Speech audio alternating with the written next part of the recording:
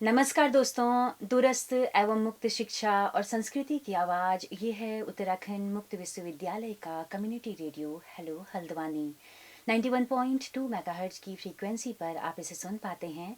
कार्यक्रम चल रहा है हमारे गीत हमारी थाती, और इस कार्यक्रम में आज हमारे स्टूडियो में जो शख्सियत मौजूद हैं वो हैं डॉक्टर राकेश चंद्र रयाल। दोस्तों, डॉक्टर राकेश चंद्र रयाल पत्रकारिता से जुड़े हुए हैं लंबे अरसे से। इस वक्त उत्तराखंड मुक्त विश्वविद्यालय में जनसंपर्क अधिकारी हैं।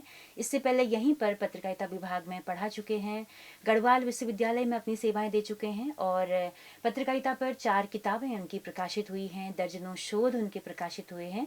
तो मीडिया, समाज और साहित्य और संस्कृति के क्षेत्र में वो काम करते हैं। तो उनका स्वागत करते हैं। डॉक्टर राकेश चंद्र रयाल, आपका बहुत बहुत स्वागत है हमारे इस कार्यक्रम में। धन्यवाद सुनीता जी। जी। आपका बहुत बहुत धन्यवाद कि आपने आज ये महत्वपूर्ण समय मेरे लिए दिया। और मेरा उद्देश्य जो है, मैं चाहता हूँ कि जो मेरा उद्देश्य है इसी तरह से मुझे आप जैसे लोगों का जो समाज तक अपनी बातें पहुँचाते हैं मिलता रहेगा, तो मेरा उद्देश्य भी पूर्ण होता रहेगा। और मेरा उद्देश्य, क्योंकि पत्रकारिता का छात्र हूँ और पत्रकारिता का मेन उद्देश्य है समाज को जागरूक करना, जहाँ सूचना प्रदान करना है उसके साथ साथ समाज को जागरूक करना भी है, जी बिल्कुल। और जो भी कमियां दिख रही हैं उनको दूर करना है। जी तो राकेश जी, अच्छे गीतों के लिए जिसमें अच्छा कंटेंट होता है, हम नेगी दा को याद करते हैं, नरेंद्र सिंह नेगी को। तो ये जो गाना आपने गैरसैंण वाला लिखा है, काफ़ी बेहतरीन गाना लग रहा है और ऐसा लग रहा है कि जैसे उल्टी गंगा बह रही है। क्योंकि आजकल लड़कियां सारी ऐसे लड़के से शादी करना चाहती हैं जो कि शहर में सेटल्ड हो, जो पहाड़ में ना हो। लेकिन इस गीत के जरिए आपने बताया है कि वो लड़की पहाड़ आना चाहती है। तो मैं चाहती हूँ कि थोड़ा सा इस गाने की थोड़ा सा पृष्ठभूमि आप बताएं कि क्या आप बताना चाहते हैं ऐसा, और आप चाहते हैं कि एक मिसाल बने ये गाना। सुनीता जी, मेरा उद्देश्य यही है कि जो उत्तराखंड की जो संस्कृति है, यहाँ की जो सभ्यता है, जो यहाँ की परंपराएं हैं, और जो मेन जो आज एक बहुत बड़ी जो समस्या है पलायन, इन तमाम मुद्दों को लेकर मैं अपने गीतों के माध्यम से लोगों तक अपनी बात पहुँचाऊँ, उन्हें जागरूक करने के लिए, उन्हें एक उनके अंदर चेतना के लिए, और अपनी संस्कृति को किस तरह से वो संरक्षित करें, किस तरह से बचाएं, इसको लेकर मैं काम कर रहा हूँ। और मेरा इस क्षेत्र में आने का उद्देश्य यही है। मैं जो ये एक लोक कला या लोक गीतों के रूप में मैं जो ये एक नया मैंने क्षेत्र चुना है, तो जी मेरा उद्देश्य ये है कि मैं लोगों के अंदर जो एक अपनी संस्कृति के प्रति जो लोग जो हैं उनका जो ढीला रवैया हो रहा है, भूल रहे हैं अपनी परंपराओं को, अपनी सभ्यता को भूल रहे हैं, और नीचे पहाड़ से जो मैदान की तरफ जो पलायन हो रहा है आप भी देख रहे हैं, तो इन सारी चीज़ों को लेकर मैं प्रयास करूं। क्योंकि नेगी जी और नरेंद्र सिंह नेगी जी हो गए, आपके गोपाल बाबा गोस्वामी जी थे, हीरा सिंह राणा जी थे, जी और अपने अभी जो प्रीतम भरतवाण जी हैं, तो तमाम कुछ गायक हुए हैं जिन्होंने यहाँ की संस्कृति, यहाँ के समाज की जो हमारी परंपराएं, रीति रिवाज, पहनाव, खान पान, जो समाज के हर पहलुओं को छूने की कोशिश की है, खासकर नरेंद्र सिंह नेगी जी ने। जी तो उसके बाद मुझे आज के जो नया युवा गायक हैं उनमें ये चीज़ बहुत कम देखने को मिल रही है। तो मैं इन तमाम चीज़ों को देखते हुए कि मैं अपनी भूमिका मैं कर सकता हूँ, मैं लिख सकता हूँ, मैं गा सकता हूँ, प्रयास कर सकता हूँ, तो प्रयास करने में क्या दिक्कत है। जी तो इन जी तमाम चीज़ों को लेकर मैं इस क्षेत्र में आया हूँ। और ये जो गैर सेण वाला जो एक गीत अभी मेरे द्वारा गाया गया है आरसी म्यूजिक के बैनर तले, तो मेरा उद्देश्य ये था इस गाने को लिखने का कि जो आपने देखा होगा आज क्या है कि पहाड़ की जो लड़कियां हैं, वो जब बात करो शादी की, जी तो उनका ये होता है कि भाई यदि हम कुमाऊँ की बात करें तो कि लड़का क्या कहाँ नौकरी करके, हल्द्वानी में घर है, या खटीमा में घर है, हल्द्वानी में घर है, काशीपुर में घर है, और इधर हम गढ़वाल की बात करें तो देहरादून में घर है, ऋषिकेश में घर है।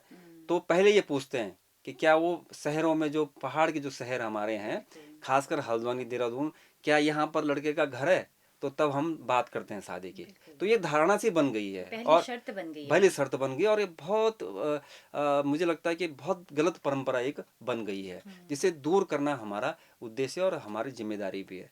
तो एक गीत ऐसा मेरे दिमाग में आया कि भाई गैर सैण बस जोला गैर सैण, ये गीत मेरे द्वारा उत्तराखंड की प्रसिद्ध लोक गायिका हैं मीना राणा जी, और जिन्होंने मेरे साथ इस गाने को गाया है। जी और इसमें ये दिखाया गया है कि एक लड़का जो पहाड़ का है वो मैदान में रहता है, शहर में रहता है, और शहर की एक लड़की से उसका प्रेम प्रसंग होता है। तो मैं वो जो लड़की है वो लड़के के साथ शादी करने के लिए एक शर्त पर तैयार होती है कि यदि तुम मुझे पहाड़ घुमाओगे और पहाड़ में एक घर बसाओगे तो मैं आपके साथ शादी करने के लिए तैयार हूँ, क्या मैं बात आपके है। साथ जाने के लिए तैयार हूँ। तैयार हूँ। तो एक कोशिश की गई मेरे द्वारा कि भाई हम जितना सुंदर पहाड़ है, इतना हमारा हर तरह से प्राकृतिक रूप से, यहाँ की संस्कृति के रूप से, सभ्यता के रूप में, हर रूप में देखें तो पहाड़ के जो जो छवि है, जो इसका जो प्राकृतिक सौंदर्य है वो अद्भुत है। लेकिन हम लोग उसको भूल रहे हैं। और आपने देखा होगा कि पहाड़ में हम नीचे आ रहे हैं और मैदान के जो मैक्सिमम शहरों से लोग जो हैं पहाड़ पहाड़ में में ज़मीन जा रहे खरीद रहे हैं और वहाँ अपना आशियाना बना रहे हैं और वहाँ अपना जो है ठहरने के लिए, रुकने के लिए, घूमने के लिए अपना आशियाना बना रहे हैं। बिल्कुल। तो यही चीज़ को देखते हुए मेरे दिमाग में एक गीत आया और मैंने फिर ये गीत गाया और बहुत अच्छा परफॉर्मेंस इसमें मिल रहा है। और मेरा उद्देश्य है कि लोग मेरे गीतों द्वारा कुछ न कुछ संदेश उनको मिले। बिल्कुल। तो बहुत ही अच्छी मंशा के साथ में आपने एक अपना काम शुरू किया है। मैं जानना चाहती हूँ अपने श्रोताओं के लिए कि जो बचपन का जो एक गायक था राकेश, कैसे वो आज एक प्रोफेशनल गायक बनने की ओर बढ़ रहा है। लॉकडाउन ने इसके लिए आपको कितना स्पेस और कितना समय मुहैया कराया? आ, आपने बहुत अच्छा क्वेश्चन किया। मैं जब बचपन में स्कूल में पढ़ता था तो स्कूल में से मुझे लिखने की आदत थी, लेकिन गुनगुनाता था। लेकिन मैं नेगी जी के गीतों को और गोपाल बाबू गोस्वामी जी के गीतों को बहुत पसंद करता था और उन्हें गाता था। और स्कूल में जितने प्रोग्राम होते थे स्कूल में गाना गाना, फिर कॉलेज में आया, कॉलेज में प्रोग्राम करना, फिर मैंने कई जगह अन्य जगह भी मंचों पर गीत गाए हैं निगी जी के या गोपाल बाबू गोस्वामी के। और खुद अपने मैंने कुछ गीत बनाए थे, वो मैंने गाए हैं। लेकिन बीच में क्योंकि हम सामान्य परिवार के जो लोग होते हैं, रोजी रोटी का हमारे सामने सबसे बड़ा प्रश्न होता है। बिल्कुल। और उसके लिए पढ़ाई लिखाई करना, रोजी रोटी पानी है तो पढ़ाई लिखाई करनी है। पढ़ाई लिखाई में अपने शोध में बिजी हो गया, पीएचडी वगैरह में बिजी हो गया, फिर नौकरी के चक्कर में बिजी रहे तो थोड़ा सा समय नहीं मिल पाया। और समय न मिल पाने, फिर घर गृहस्थी कई चीज़ें होती हैं। और ये एक मिशन है, ये जो जो मैंने अब शुरू किया एक मिशन है। और इसके लिए बिल्कुल, आपके पास बिल्कुल। फ्री टाइम होना चाहिए, मानसिक रूप से भी और शारीरिक रूप से आपको फ्री होना बहुत ज़रूरी है। बिल्कुल। तो लॉकडाउन में थोड़ा सा ये रहा कि अप्रैल और मई में, हालांकि जून में तो हमारे सारे अब खुल गए थे ऑफिस, लेकिन अप्रैल मई में मैं जब घर में रहा तो आ, मेरा जो निरंतर चलता रहता था हारमोनियम के साथ, में पहले भी लगातार मेरा रियाज चलता रहता था, जी, जी। गीतें बनाते। लेकिन इस बीच मुझे लगा कि मुझे अब जो मैं देख रहा था समाज में कि हमारी जो संस्कृति, जो हमारा साहित्य है, जो लोकगीत है, उसका स्तर गिर रहा है दिन प्रतिदिन। हुँ। तो वो चीज़, उस चीज़ को देखते हुए मुझे लगा कि हम जैसे लोगों को, मेरे जैसे और भी लोग होंगे, उनको भी आना चाहिए इस क्षेत्र में आगे। जी। तो लॉकडाउन में मुझे सोचने का वक्त मिला और मैं करने का वक़्त करने मिला। का वक्त मिला और मुझे मैंने एक प्लेटफॉर्म अपने लिए तैयार किया। और जिसका नाम है आरसी म्यूजिक, यानी कि रियल कल्चर हाँ, म्यूजिक। तो आर्ट से म्यूजिक करके एक मैंने अपना म्यूजिक चैनल बनाया जी। और जिसका नाम रियल कल्चर करके आर्ट से म्यूजिक है। और उद्देश्य मेरा जितने भी अब तक मेरे 6 गाने रिलीज हो गए हैं। और हर गाने में मैं कोशिश करता हूँ कि मैं समाज को, अपने पहाड़ को संदेश दूँ। और जो उद्देश्य है मेरा संस्कृति के संरक्षण को लेकर, वो उन गानों में वो जी, किसी न जी। किसी रूप में पूर्ण अच्छा, हो। लॉकडाउन ने एक नया कल्चर जो है वो डेवलप किया कि ओटीटी प्लेटफ़ॉर्म पर बहुत सारी फ़िल्में, वेब सीरीज़ रिलीज़ हो रही हैं। तो आपने गाने ओटीटी कुछ ऐसे प्लेटफ़ॉर्म पे रिलीज़ किए या फिर उनका बाकायदा एक कुछ समारोह जैसा किया कि किसी के हाथों विमोचन कर रहे हैं? मैंने देखो, वैसे तो मैंने सब ऐसे ही किए हैं, लेकिन एक गाना जो गैर सैण वाला था, ये हमारे उत्तराखंड के प्रसिद्ध लोक गायक हैं डॉक्टर प्रीतम भरताम, पद्मश्री से सम्मानित हैं और मेरे मित्र भी हैं, बड़े भाई भी हैं। और जो उत्तराखंड के प्रसिद्ध लोक संगीत निर्देशक हैं संजय कुमोला, जी। जो पिछले 30-35 सालों से जो है बिल्कुल, पहाड़ की जो जितने भी लोकगीत हैं उसमें अपना संगीत दे रहे हैं। बिल्कुल। पहले दिल्ली में थे, टी सीरीज, नीलम और रामा कैसेट्स के लिए उन्होंने बहुत संगीत में इन्होंने काम किया है। अब देहरादून में ये सेटल हो गए हैं। अच्छा। और उनके द्वारा, और जिन्होंने मेरे साथ एक गाना गाया, बरसी जोला गैर सैंड लोक गायिका मीना राणा, जो कि नंबर 1 गायिका इस समय है, प्रसिद्ध लोक गायिका।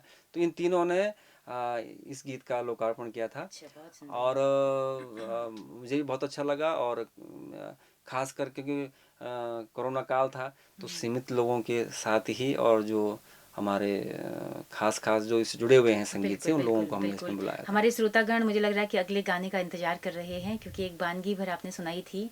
तो आपका गाना मेरा मेरा गों रोतुलू बहुत ही काफ़ी लोकप्रिय हुआ है और बहुत ही सुंदर उसकी थीम है। तो मैं चाहती हूँ कि हमारे श्रोताओं को आप वो सुनाएं।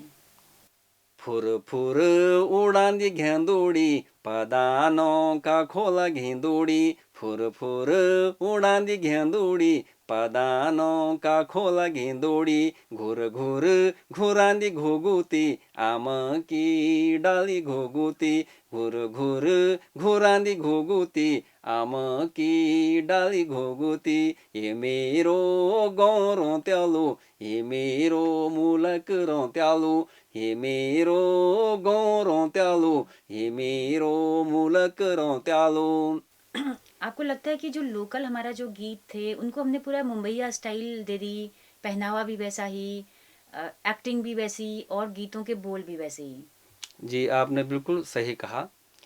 और मेरा यदि मैं अपनी बात करूँ तो मेरा इस क्षेत्र में आना, देखो जो मेरे अंदर कला थी वो तो थी, बचपन से थी, लेकिन उसको बाहर लाने का उद्देश्य मेरा यही है। जो मैं देखता हूँ आजकल, मतलब बहुत सारे गीत ऐसे हैं जो उनका म्यूजिक आप सुनो, शादी ब्याह में बजते हैं तो लगता नहीं कि ये पहाड़ी कोई गीत है प्रतिनिधित्व कर रहा है है ना, भारत कि का। हमारी की पहाड़ की संस्कृति का, हमारी सभ्यता, परंपरा, पहनाव, रीति रिवाज, किसी भी पहलू को वो का प्रतिनिधित्व नहीं करता है, किसी पहलू को नहीं छूता है। और वही गीत लोगों की जुबान पे होते हैं। वही गीत लोगों की जुबान पे। तो उसका कारण ये है कि अब जो लाइफ फास्ट फूड और फास्ट लाइफ की तरफ जो दौड़ रही है ना, उसका कारण ही वही है।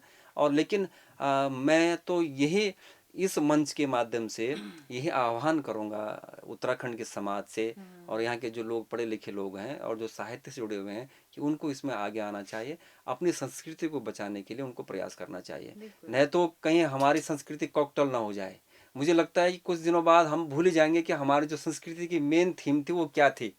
जो हमारे लोकगीत थे, लोक गाथाएं थी, जो लोक कलाएं थी, बिल्कुल। वो जो लोक पहनावा था, वो सब खत्म हो जाएगा, आपने है एक ना। बहुत अच्छा प्रयोग भी किया अपने गाने में कि आपने उत्तराखंड की देवियों पर एक गाना लिखा है। कुछ उसके बारे में मैं चाहती हूँ कि बताएं। अभी नवरात्र, क्योंकि माँ दुर्गा को सभी मानते हैं और नवरात्र के अवसर पर मुझे लगा कि हमारी उत्तराखंड की जो गढ़वाल और कुमाऊं की जो प्रसिद्ध देवियाँ हैं, सिद्धपीठ हैं, उन सिद्धपीठों की स्तुति के रूप में मैंने एक वंदना तैयार की थी, जिसमें आपका पूरा गढ़वाल कुमाऊं की जो देवियाँ हैं उनकी स्तुति की गई थी। जय जगत जननी माँ दुर्गा भवानी, जय अम्बे अंबिके माँ अंबिके भवानी, जय जगत जननी माँ दुर्गा भवानी, त्वन्यूति भूलोलु माँ पूजी पठोलु, त्वन्यूति भूलोलु माँ पूजी पठोलु, तू देणी भेजे माँ, माँ मेरी तू देणी भेजे माँ, तू छे मानंदा देवी, तू छे नैना देवी, तू नंदा देवी छे माँ, तू नैना देवी, तू माँ सुरकंडा छे, तू चंद्रवदनी, तू माँ सुरकंडा छे, तू चंद्रवदनी। बहुत खूब। पूरा आपने ऐतिहासिक उन चीज़ों को दिखाने की जी कोशिश जी की जी है जी इसके जरिए। जी।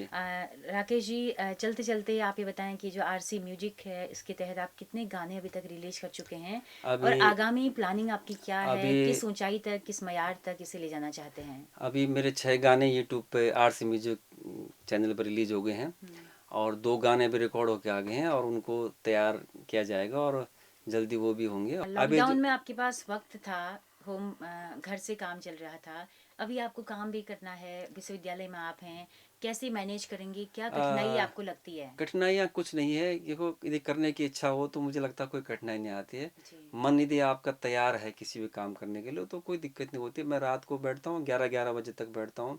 अभी मैंने ये 2 गीत तैयार किए हैं, उनकी रिकॉर्डिंग भी हो गई है। तो मेरा एक बनाने में, मुझे लिखने में 1 दिन लगता है जी। और 2 दिन मुझे जो है उसकी धुन तैयार करने में लगती है और फिर 1 दिन मुझे उसके रियाज़ करने में लगता है और 5वें दिन में उसको गा लेता हूँ। अच्छा। तो ये मेरा प्रयास रहता है। अभी जो 2 गाने हैं उनमें भी समाज सेवा को लेकर है और जो समाज में हम देख रहे हैं आजकल जो घटनाएं घट रही हैं, जो प्यार प्रेम ख़त्म हो रहा है लोगों को, उसको लेकर है। और जो दूसरा गाना है वो माँ बाप, जो हमारे माँ पिताजी हैं, उनको हम उनके प्रति जो हमारा स्नेह होना चाहिए था, जो हमारी जिम्मेदारियाँ, जो कर्तव्य होना चाहिए, उसको हम भूल रहे हैं। और हम जो है, जो ये एक आभासी दुनिया और ये जो आज की जो नकली उजाला है, जिसे कहते हैं नकली उजाला, नकली प्रकाश, उसमें खो गए हैं। तो ये सारी चीज़ें उसमें हैं। उसके 2 लाइनें मैं आपको सुनाना बिल्कुल चाहूँगा। बिल्कुल।